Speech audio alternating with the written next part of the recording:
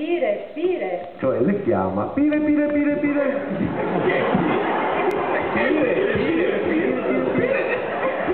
Quando mai avuto che una gallina te venga incontro te?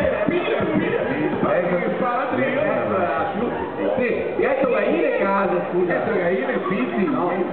Dove vivi tu? Su un condominio? Buoni, allora, dai, prova. Pire, pire, pire. Mare, dove sarà moande ste galline? Ove sarà moande ste galline? Non le trovi, quindi. Le no. Le noè gnan in casa. Pire, pire. Pire, pire, pire. Te la ricordi la battuta?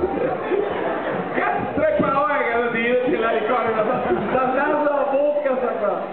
Allora, siamo sicuri che effettivamente sì, dai. che il fisico lo è tutto, Dai. Anche che si conferma. Riprova. Pire, pire, pire. Mare, dove sarà moande ste galline? Le noè gna in casa. Pire, pire. Dio vi aiuti, comare, che da me... Che te ne compare. Te compare. Ecco, queste due battute. Adesso proviamole scenicamente. Non mi pareva da ridere sta qua. Vieni, parla, vieni.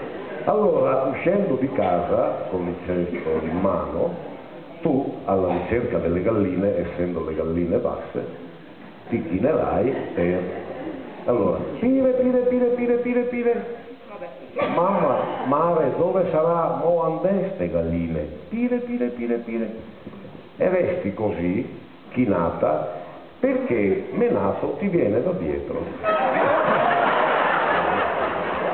Nel senso, no? Ti viene da dietro. Arriva di spalle, vuol dire. Qua cara mia ti dici una parola. E tu dirai, Dio vi aiuti, comare, che te ne compare. Allora prova, pire, pire, pire, mare, dove saranno queste galline? Prova, Pire, pire, chinati un po' di più. No, dai, chinata così. Lele, spiego un attimino. Il piegamento va fatto a 90 gradi, che è la posizione dove... Normale,